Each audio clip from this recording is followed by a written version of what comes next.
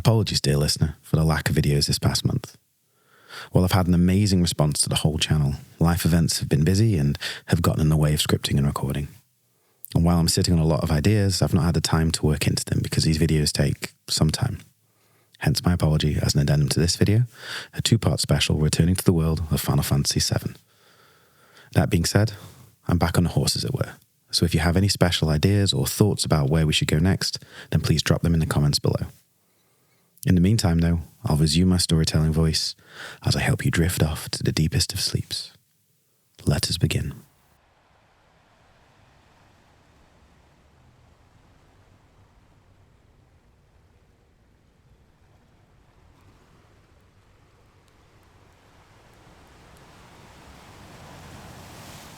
In the moments after the world almost ended, there was silence.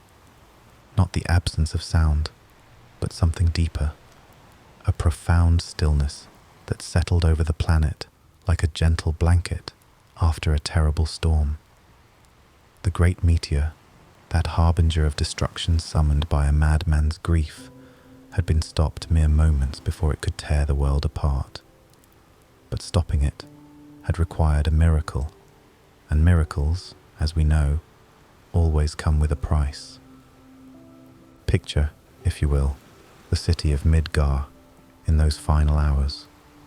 For so long, this sprawling metropolis had been a monument to human ambition and excess, its 8 massive reactors drinking deeply from the planet's lifeblood, while its citizens lived in the shadows, cast by enormous steel plates. Now, with the reactors silent and the Shinra Electric Power Company reduced to rubble and memory, the city lay broken, but somehow more honest than it had ever been. The holy materia had answered Aerith's final prayer, called forth from the very depths of the planet's soul. But holy, for all its divine power, was not gentle.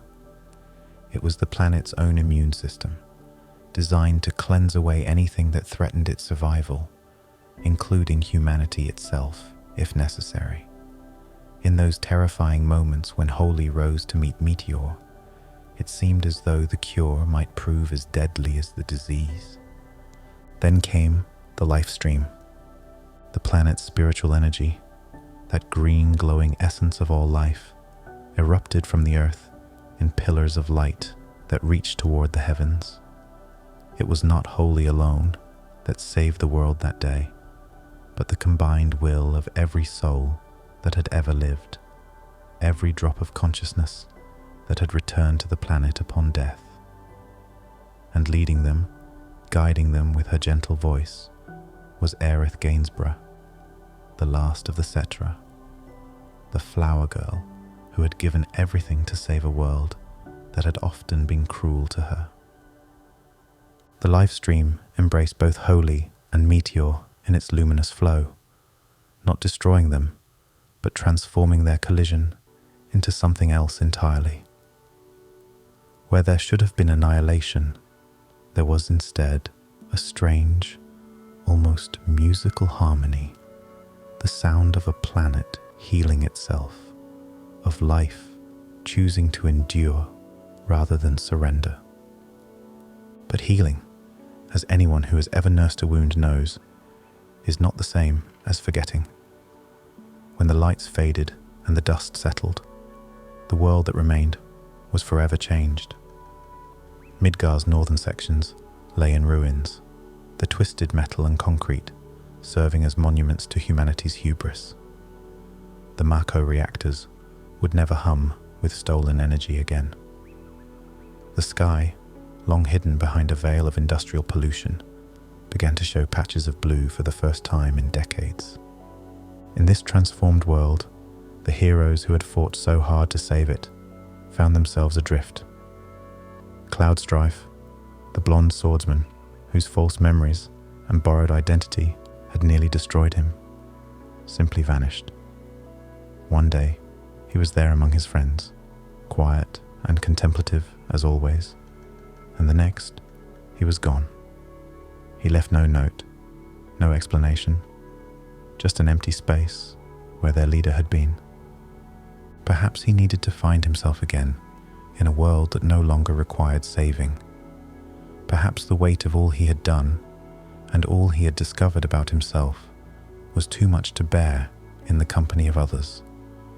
Or perhaps he simply needed to walk away from the title of hero to discover who Cloud Strife might be when the fate of the world wasn't resting on his shoulders.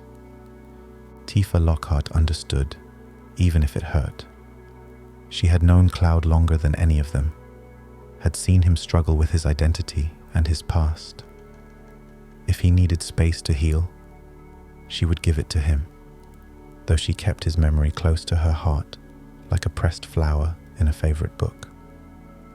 The others scattered too, each drawn by their own needs and responsibilities.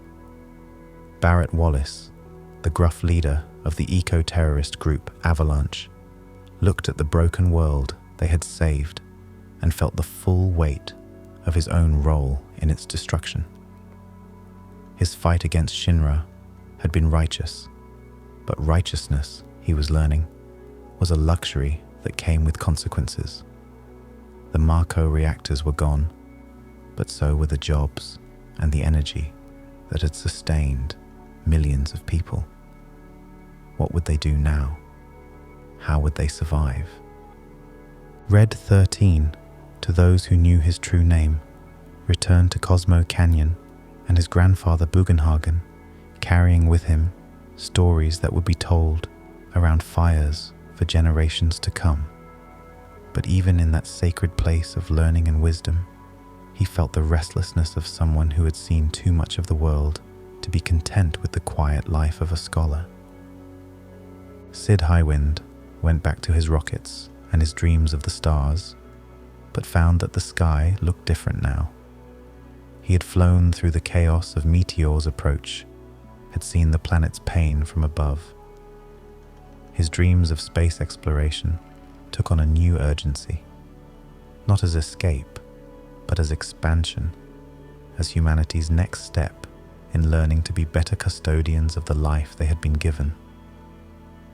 Yuffie Kisaragi returned to Wutai with materia enough to make her homeland proud, but discovered that victory could be lonelier than defeat. She had proven herself as a warrior and a hero, but what was a ninja to do in peacetime? Vincent Valentine, that creature of guilt and shadow, found that the world's healing had not extended to his own tortured soul. He disappeared into the darkness between settlements, becoming a legend whispered in taverns. The man in red who appeared when evil needed stopping, then vanished like mist before morning. And Kate Sit? Well, that strange talking cat had been a puppet of Reeve Tuisti all along, and Reeve had his hands full trying to help Midgar's survivors build something better from the ruins of the old world. In those early days after Meteorfall, as historians would later call it, the world felt impossibly large and impossibly small at the same time. Large because the network of transportation and communication that Shinra had built was shattered, leaving communities isolated and struggling to reconnect. Small because everyone, everywhere, had witnessed the same miracle, had seen the sky burn green with livestream light, and known that they were part of something greater than themselves. Children who had been born in the shadow of the plate saw real sunlight for the first time. Flowers began to grow in places where nothing but metal and concrete had existed for decades. The air, slowly but surely, began to smell less of industry and more of earth and rain and growing things. But change, even good change, is never without its complications. And in the depths of the planet, in the streams of spiritual energy that had saved the world, something else was stirring.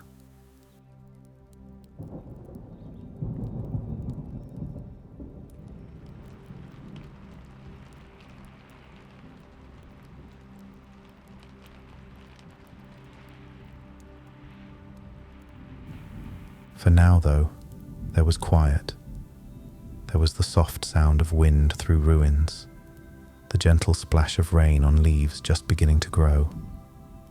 There was the planet itself, breathing easier than it had in decades, cradling its children close as they slept and dreamed of better tomorrows. The storm had passed, the healing had begun, and somewhere in that vast, wounded, wonderful world, Cloudstrife walked alone under stars that shone more brightly than they had in years, carrying his own quiet pain toward whatever tomorrow might bring. 6 months had passed since the sky burned green with salvation, and the world was learning to breathe again. In the ruins of Midgar, people had begun to build, not the towering monuments to industry that had once dominated the landscape, but smaller, gentler structures that seemed to grow from the earth rather than conquer it. They called their new settlement Edge, perched on the outskirts of the old city, like a flower blooming in the shadow of a fallen giant. But even flowers can carry shadows within them, and the shadow that began to spread across this healing world came wrapped in the most innocent of forms, in the laughter of children playing in newly cleaned streets, in the bright eyes of youngsters who had never known a world without hope. It started small, as these things often do, a dark spot on a child's forehead, no larger than a thumbprint. The mark was painless at first, almost like a birthmark, and many parents dismissed it as nothing more than a smudge that refused to wash clean. Children being children after all, and dirt being as constant a companion to the young as shadow is to light. But the marks didn't fade with soap and water. They darkened instead, spreading like spilled ink across tender skin. And with the darkening came other changes, a weariness that settled into small bones, a cough that echoed hollow in narrow chests, a fever that came and went like unwelcome seasons. Dr. Sarah Chen was among the first to notice the pattern. A gentle woman who had left her comfortable practice in the upper sectors of Midgar to tend to the refugees in Edge. She prided herself on her ability to diagnose the common ailments that plagued displaced communities. Malnutrition, she understood. Stress-related illness was familiar territory. But this was something else entirely. The children affected by these strange marks shared certain characteristics beyond their age. They were all survivors of the calamity, all witnesses to the great green light that had saved the world. And they were all, without exception, becoming sicker as the weeks passed. Dr. Chen named it Geostigma. The stigmata of the earth itself, marks that seemed to carry the planet's own pain. The name stuck, spreading from settlement to settlement as reports of similar cases began to filter in from across the world. It was, the medical community slowly realized, not an epidemic contained to any one region, but something far more troubling, a global phenomenon that defied every attempt at understanding. In Edge, where the concentration of survivors was highest, the cases multiplied. Tifa Lockhart, who had opened a small bar called Seventh Heaven in honor of her old establishment, found herself caring for more and more children whose parents had been lost in the chaos following Meteorfall. Orphans were common in these uncertain times, but orphans bearing the dark marks of geostigma broke her heart in ways she struggled to put into words. She would sit with them in the quiet hours after sunset, reading stories by lamplight or simply holding their small hands as fever made them restless. Their skin felt different where the stigma had taken hold, not quite warm, not quite cool, but somehow electric, as if the very cells were vibrating at a frequency just beyond normal perception. Miss Tifa one little girl named Lucy asked one evening, her fingers tracing the mark that had spread from her temple to her cheek. "Why does my face feel angry?" Tifa had no answer. No one did. The scientific community threw itself at the problem with the desperate intensity of people who had grown accustomed to having solutions. They collected samples of the affected tissue, studied the cellular structure under microscopes that had survived Midgar's partial destruction, ran test after test in makeshift laboratories powered by solar panels and diesel generators. What they found defied explanation. The dark marks weren't quite disease and weren't quite injury. They were something fundamentally different. Areas where the very nature of cellular structure had been altered at a molecular level. The affected tissue was alive, but it was alive in a way that human cells had never been before. It pulsed with a faint energy that their instruments could detect but not measure, glowed with a barely perceptible light that was visible only in perfect darkness. Dr. Elena Rodriguez, formerly of Shinra's science department, made the connection first. The energy signature of the stigma matched almost perfectly the readings they had once taken from Mako energy, the refined life stream that had powered their old world. But this wasn't the clean, processed Mako that had flowed through the reactors. This was something rawer, more primal.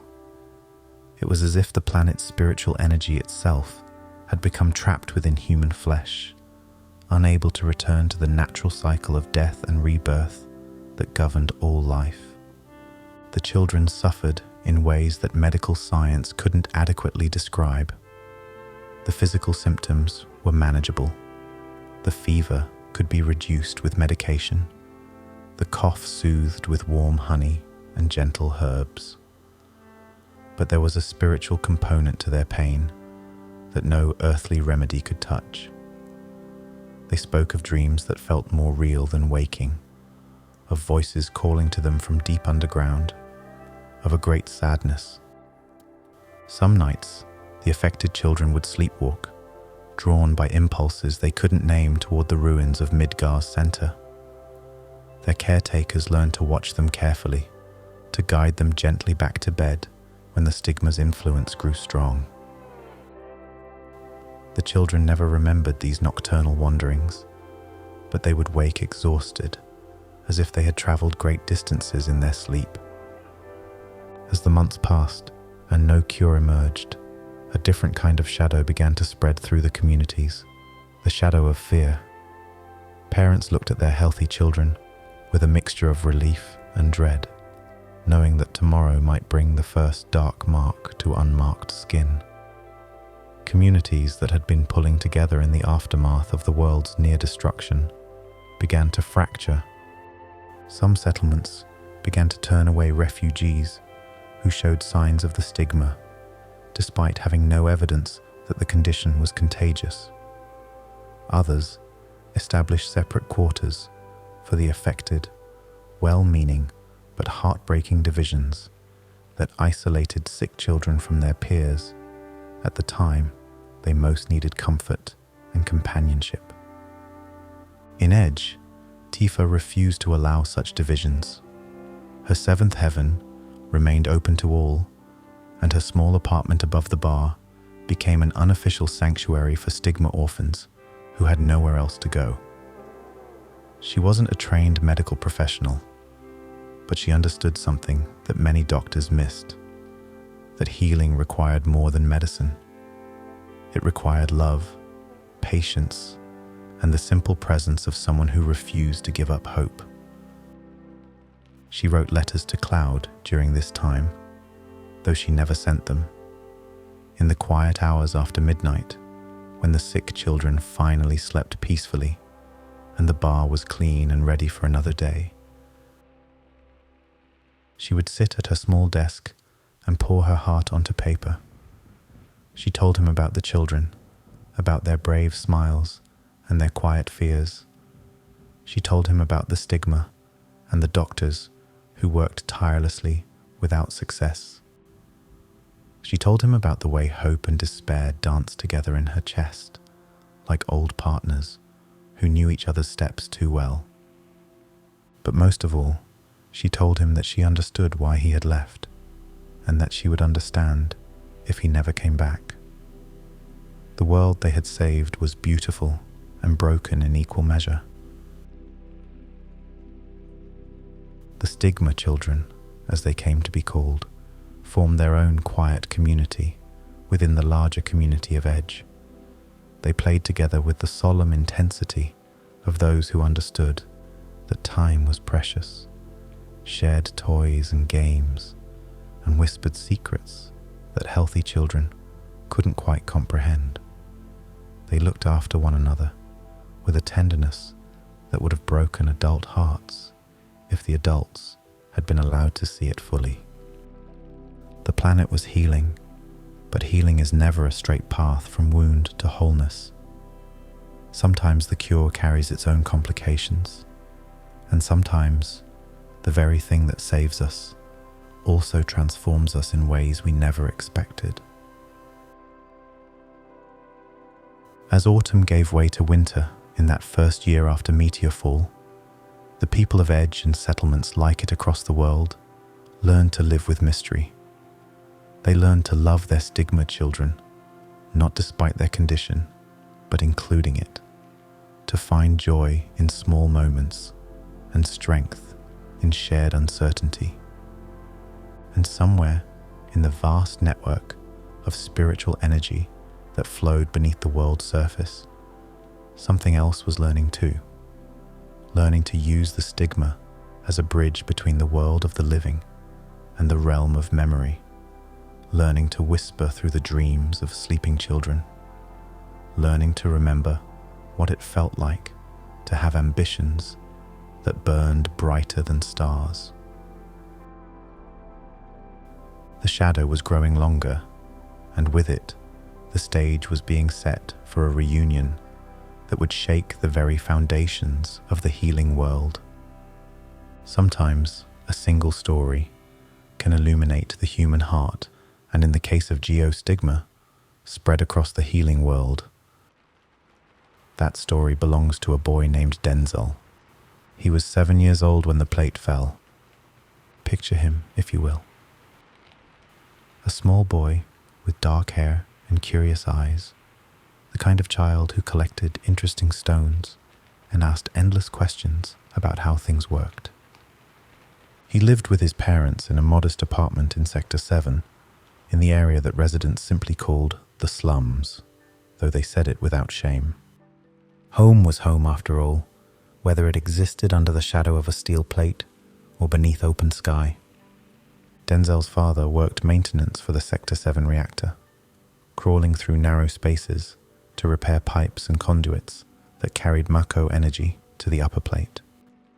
It was honest work, if dangerous, and it put food on the table and kept their small apartment warm during the cold months. His mother tended a tiny garden on their fire escape, coaxing tomatoes and herbs to grow in the filtered sunlight that managed to penetrate the industrial gloom. They were, in their own quiet way, happy. The morning of the plate's collapse began like any other. Denzel's father left early for his shift, kissing his wife goodbye and ruffling his son's hair with hands that perpetually smelled of machine oil and metal polish. His mother hummed while she made breakfast, the same wordless melody she had sung to Denzel as a baby, a tune that seemed to make the morning light a little warmer. Denzel was playing with his collection of Mako marbles, small glass spheres that glowed with trapped energy, a common toy in the slums, when the first explosion shook their building. The marbles scattered across the floor, their soft light dancing like frightened fireflies as the walls trembled around them. His mother gathered him close, and together they watched from their window as smoke began to rise from the direction of the reactor. There had been accidents before, small ones usually, that were quickly contained and explained away by Shinra officials. But this smoke was different, darker, and it carried with it a sound that Denzel had never heard before, the sound of metal screaming as it twisted beyond its limits. What happened next would live in Denzel's memory with the terrible clarity that trauma sometimes brings to a child's mind. The evacuation sirens began to wail, their electronic voices echoing off the steel walls of the sector like the cries of mechanical ghosts. His mother packed a small bag with quick, efficient movements, her hands steady, even as her face went pale with fear. They joined the stream of people flowing toward the sector's exits, families carrying what they could and leaving behind everything else. Denzel clutched his favorite marble, a blue one that reminded him of pictures he had seen of real sky. Then came the sound that would haunt his dreams for years to come.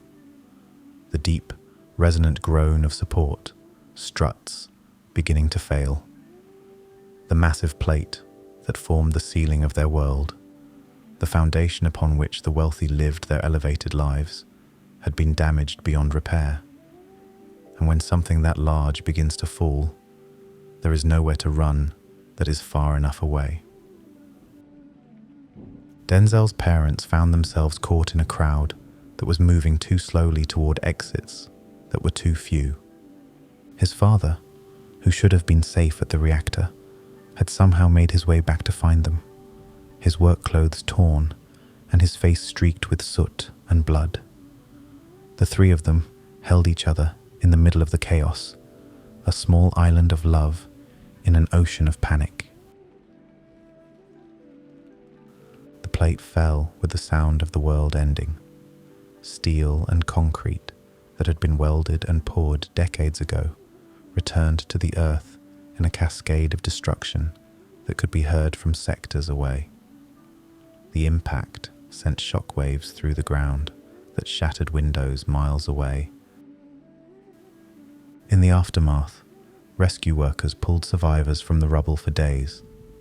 They found Denzel 16 hours after the collapse, protected by a pocket of space created when a fallen beam had caught against a massive chunk of concrete. He was unconscious but breathing, his small body battered but unbroken, his blue marble still clutched in his fist. His parents were never found. In the official records, they were listed simply as missing, presumed dead, 2 names among thousands, in a tragedy too large for individual grief.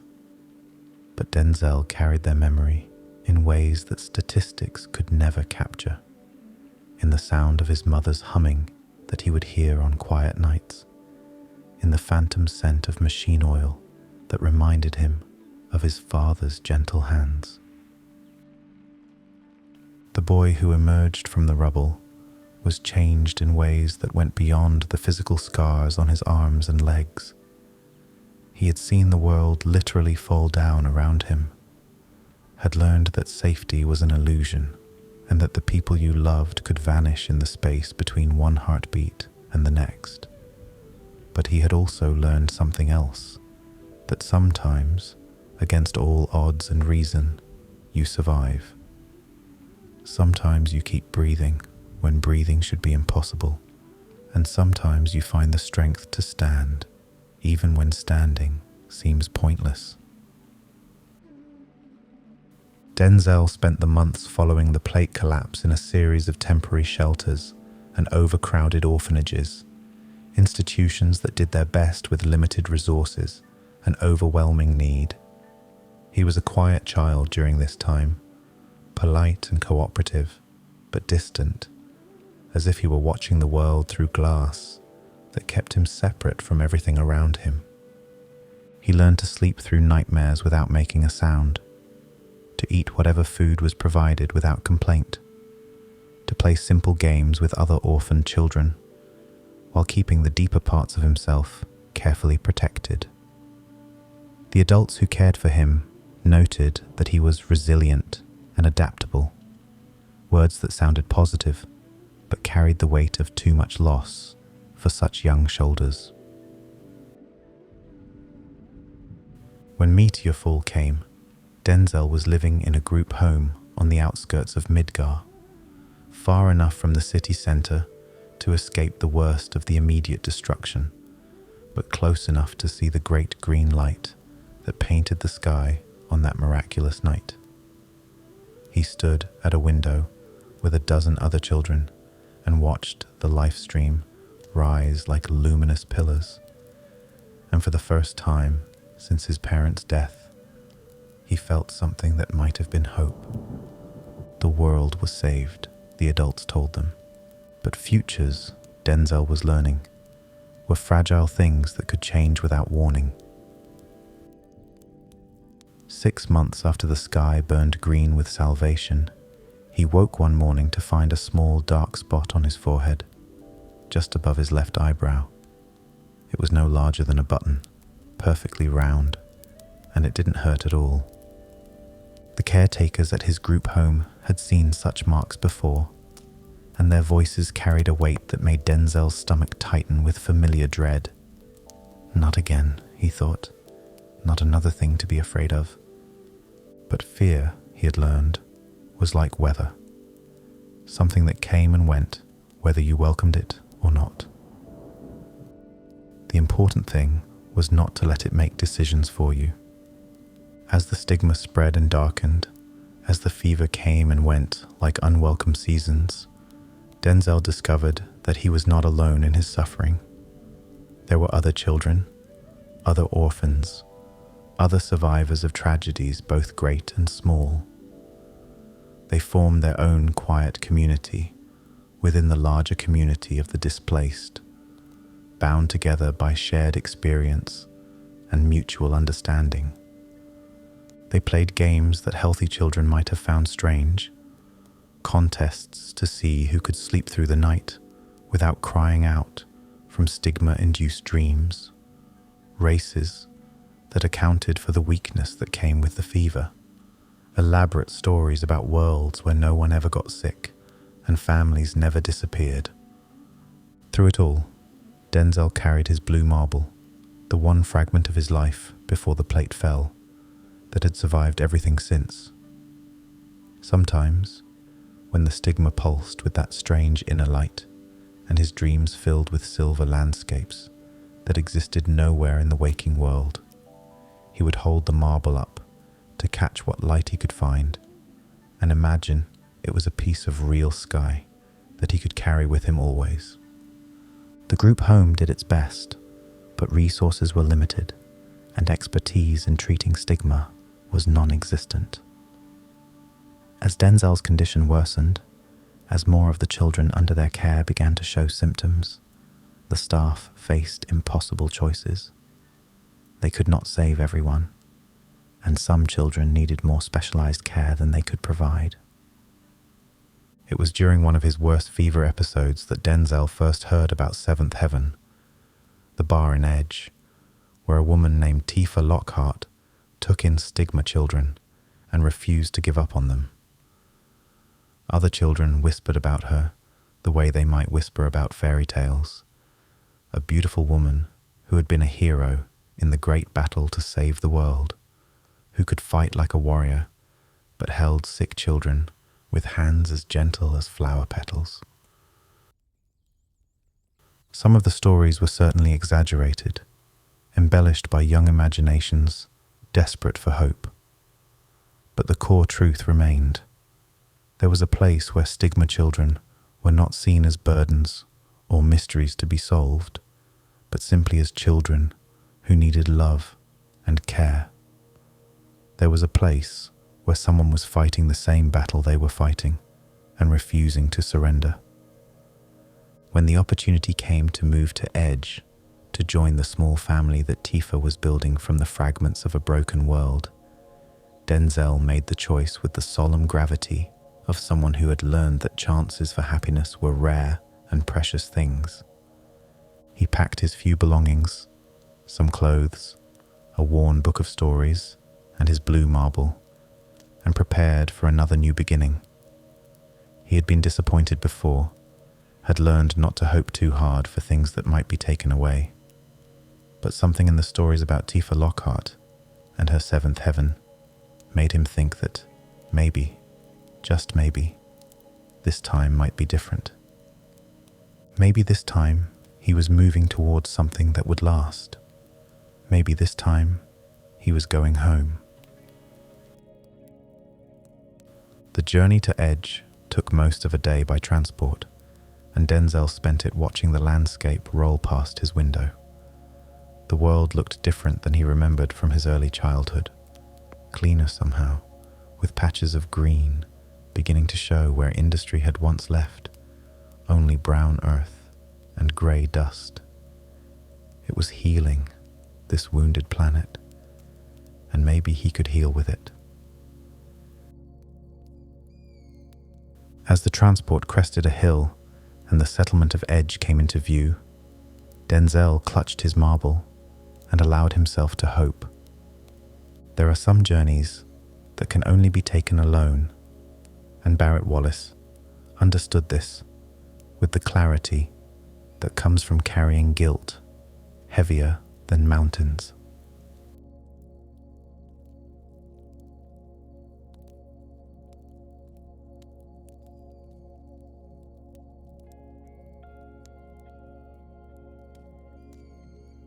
In the weeks following Meteorfall, as his friends scattered to find their own paths in the transformed world, Barret remained in Edge longer than most. He helped with the initial construction. He was good at building things, always had been. And there was something deeply satisfying about raising walls and laying foundations for structures meant to shelter rather than extract, to nurture rather than consume. But even honest work couldn't quiet the voice in his head that whispered in the small hours before dawn. "You did this," it said. "You helped make the world that needed saving." The accusation wasn't entirely fair, and his friends had told him so countless times. Shinra's exploitation of the planet had begun decades before Barret was born, and would have continued with or without Avalanche's resistance. Their acts of sabotage had been drops of water against a dam built from corporate greed and willful blindness. But fairness, Barret was learning, had very little to do with guilt. He had pulled triggers and set explosives. He had made choices that put innocent people in danger. The fact that those choices had been made in service of a greater good didn't erase the weight of individual consequences, didn't bring back the security guards who had been in the wrong place at the wrong time, didn't rebuild the homes that had been damaged in their attacks on Mako reactors. The members of Avalanche had called themselves eco-terrorists, and they had worn the label with pride, believing that desperate times called for desperate measures. But terror, Barret was coming to understand, was still terror regardless of the righteousness of the cause. The families of those who had died in their operations mourned their dead just as deeply as the families of those killed by Shinra's excesses. So when the others left Edge to find their own peace, Barret made a different choice. He kissed his daughter Marlene goodbye, though not forever, never forever, and set out into the world to see for himself what they had accomplished, what they had saved, and what damage had been done in the name of salvation. His pilgrimage began in the ruins of Corel, his hometown, where Shinra had built a Mako reactor decades earlier with promises of prosperity and progress. The plant had brought jobs, certainly, but it had also brought pollution that poisoned the local water supply and industrial accidents that claimed lives with depressing regularity. When Avalanche had first struck against the reactor, Barret had told himself they were liberating his people from corporate exploitation. Now, standing in the settlement that had grown up around the reactor's remains, he saw a more complicated truth. Yes, the environmental destruction had stopped. The water was cleaner, the air clearer. But the people who had depended on the reactor for their livelihoods were struggling in ways that went beyond simple economic hardship. Entire communities had been built around Mako extraction, and when that industry vanished overnight, it left behind a void that good intentions couldn't easily fill. It was during these conversations that Barret first heard about the oil. Old-timers in Corel remembered stories their grandfathers had told about black liquid that sometimes bubbled up from deep underground in certain areas around the mountains. Before Shinra arrived with their Mako technology, there had been talk of drilling for this substance, which some engineers believed could be refined into fuel for machinery and heating. But Mako had been so much more efficient, so much more powerful, that these primitive energy sources had been forgotten like old wives' tales.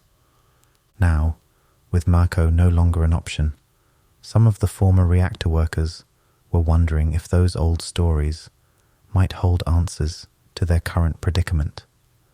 They needed something to replace the lost jobs, some way to keep their communities alive without depending on charity from the outside world.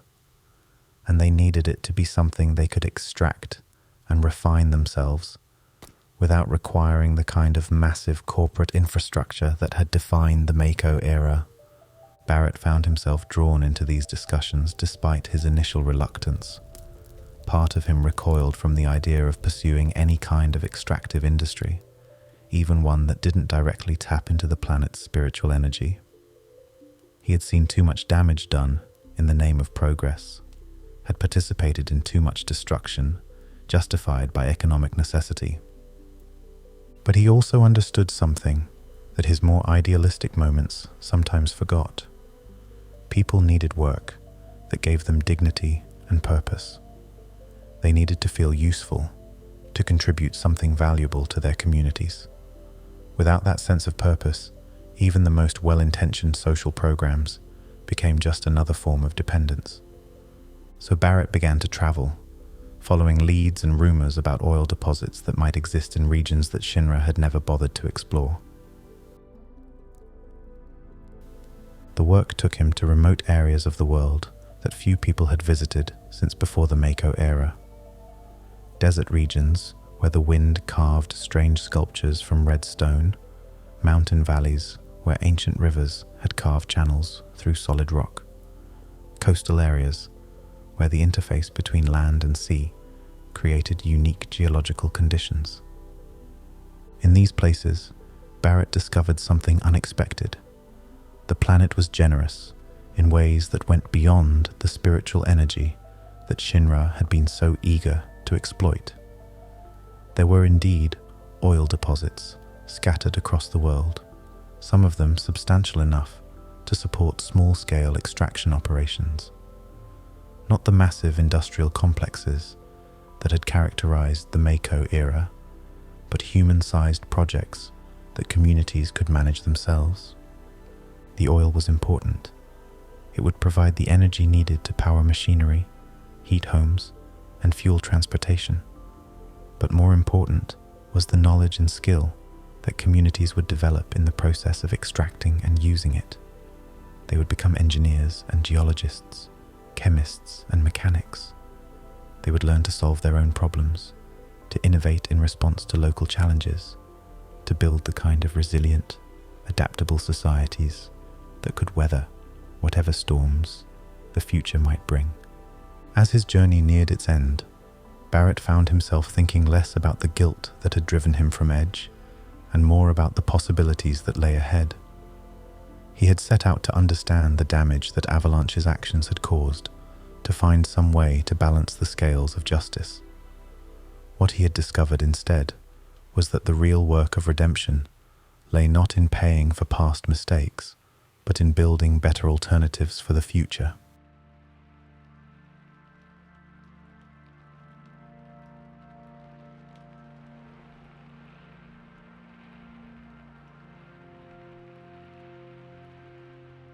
When an empire falls, Those who served it most faithfully often find themselves the most lost in its aftermath.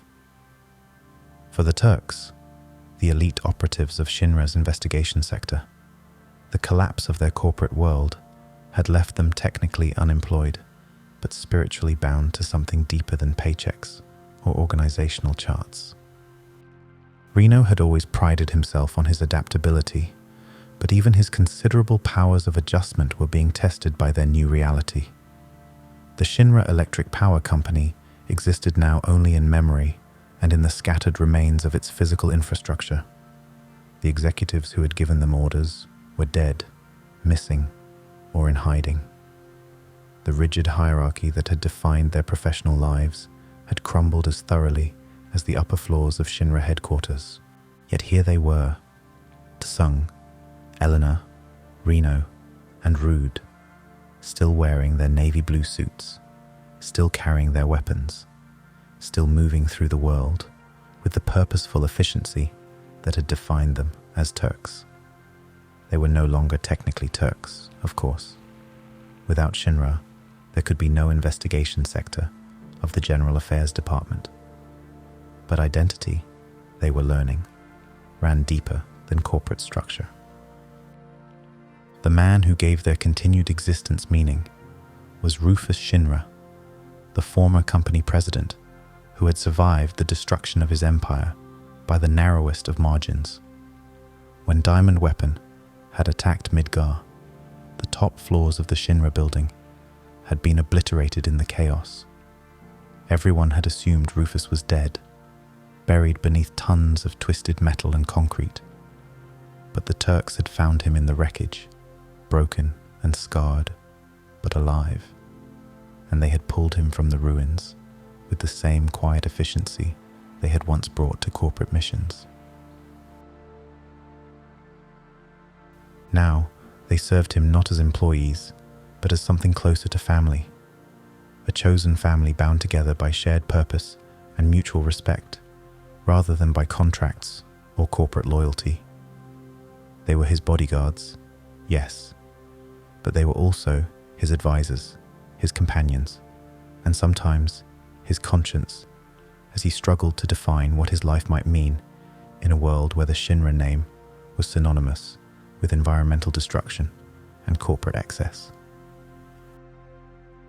Rufus had changed in ways that went beyond the physical scars left by his near-death experience. The arrogant young executive who had once boasted about ruling with fear rather than money was gone, replaced by someone who understood that true leadership required taking responsibility for the damage his family's company had caused. He spoke often of Shinra's debt to the world, of the need to find ways to repay what could never truly be repaid. The Turks supported this mission not because they were ordered to, but because they believed in it. They had seen too much of Shinra's dark side to maintain any illusions about the company's legacy. But they had also seen Rufus's genuine desire to make amends, and they respected the courage it took to face the magnitude of that task. Their work in the early days after Meteorfall was largely focused on humanitarian efforts. Using their skills in reconnaissance and logistics, they helped coordinate the evacuation of Midgar's survivors to safer locations. They organized supply lines for refugees, secured abandoned Shinra warehouses to prevent looting, and used their extensive knowledge of the company's infrastructure to identify resources that could be repurposed for relief efforts. It was during this period that they encountered Muten Kylegate, a former Shinra executive who had survived the company's collapse by positioning himself as a power broker among the scattered remnants of the corporate structure. Kylegate represented everything about the old Shinra that Rufus was trying to move away from: the casual corruption, the willingness to profit from others' suffering, the belief that power justified any action. When Kylegate kidnapped Rufus, believing he could use the former president as a puppet to rebuild his own version of Shinra's empire, the Turks responded with the same professional competence they had once brought to corporate black ops. But their methods had evolved along with their purpose. where once they might have simply eliminated Kylegate and anyone associated with him, they instead focused on extracting Rufus safely while minimizing collateral damage. The mission's success led to an unexpected development. Kylegate was killed during the rescue operation, not by the Turks, but by his own associates, who were dissatisfied with his leadership. His replacement was a man named Kilmister, whose approach to caring for Rufus was markedly different from his predecessor's exploitation. Kilmister was a doctor who had been forced to work for Kylegate, but who genuinely cared about his patients' well-being. When he took over responsibility for Rufus's medical care, he found himself dealing with more than just the physical trauma from the building collapse. Rufus was also suffering from the early stages of geostigma, the mysterious plague that was spreading through the population of survivors. The Turks found themselves in the unprecedented position of following written orders from their leader while he was technically being held captive. Orders that directed them to provide Kilmister with whatever resources he needed to treat not just Rufus, but other geostigma sufferers as well. The soldier stimulants they delivered were originally developed by Shinra's science department, but under Kilmister's guidance, they were being used to help people rather than to create super soldiers for corporate warfare. This work brought the Turks into contact with communities they had previously known only as targets or obstacles.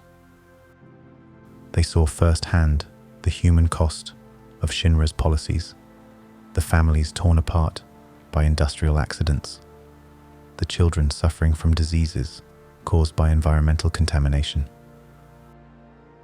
But they also saw the resilience and creativity of people who were determined to build something better from the ruins of the old world.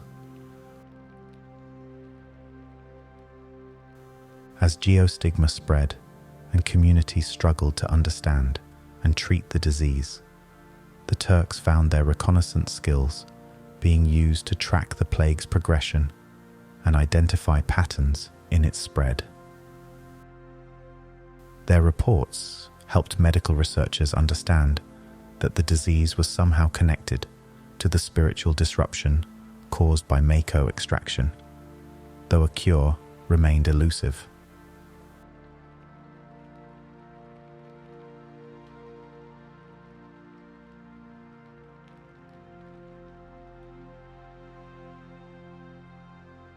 When construction began on Edge, the new settlement being built on the outskirts of Midgar's ruins, the Turks took on roles as coordinators and problem solvers. They used their organizational abilities to help streamline the construction process, their security expertise to protect the building sites from scavengers and saboteurs, and their diplomatic skills to mediate disputes between different groups of refugees who wanted to shape the new community according to their own visions.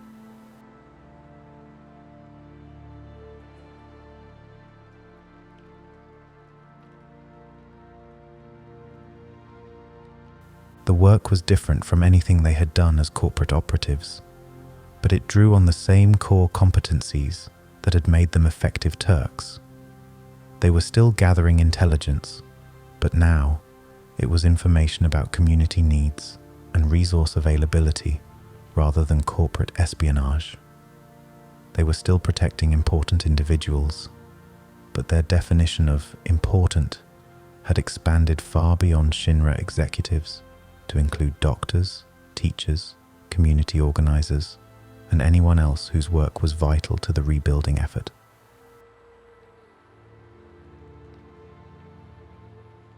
Perhaps most significantly, they were learning to operate without the clear hierarchical structure that had defined their professional lives. In the corporate world, orders had flowed down from executives to department heads to operatives, with little room for individual judgment or initiative. Now they found themselves making decisions collaboratively, weighing different perspectives, and considering consequences that went beyond immediate tactical success.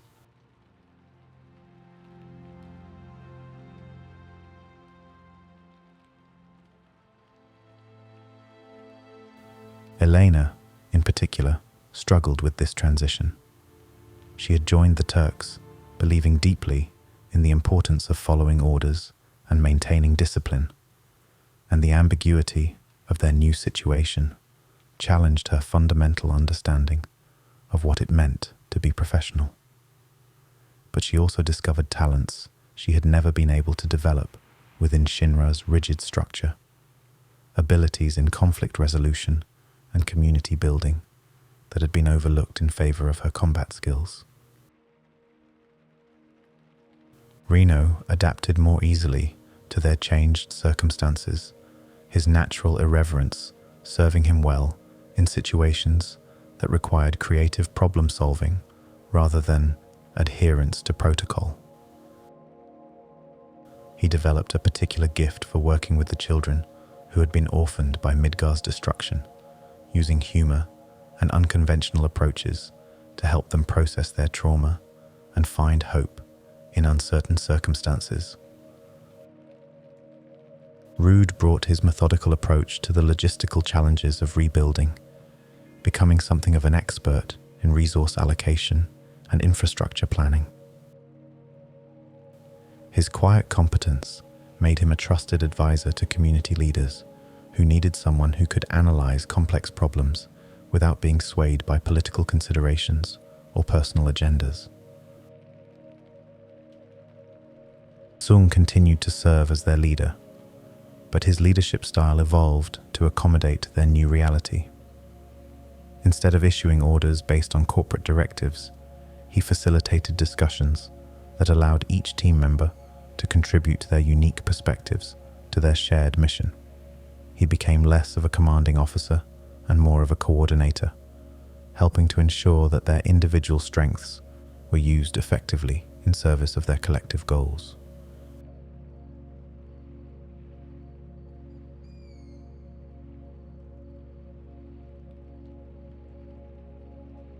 As the months passed and their new roles became more defined, the Turks began to understand that their transformation was part of a larger pattern of change sweeping through the post-Shinra world. Former enemies were becoming allies, traditional power structures were being replaced by more collaborative approaches, and people who had spent years fighting against the system were now working to build something better in its place. They were no longer the elite operatives of a powerful corporation, but they were still the Turks in every way that mattered. They completed their missions, protected the people who depended on them, and maintained the professional standards that had always defined their identity. The only difference was that their mission now served life rather than corporate profit, and the people they protected included entire communities rather than just corporate executives.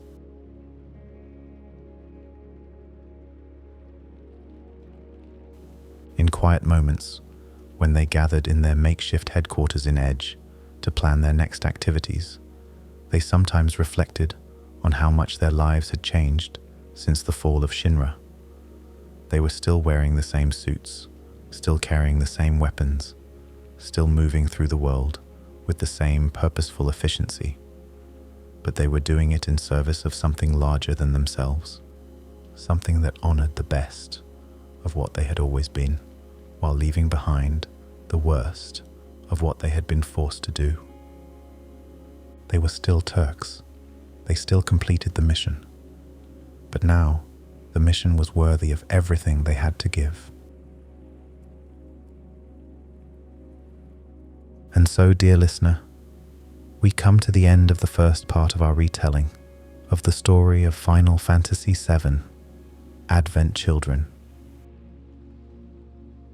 Soon, though, we shall begin anew and continue the story to help us drift off to a deep, timeless sleep.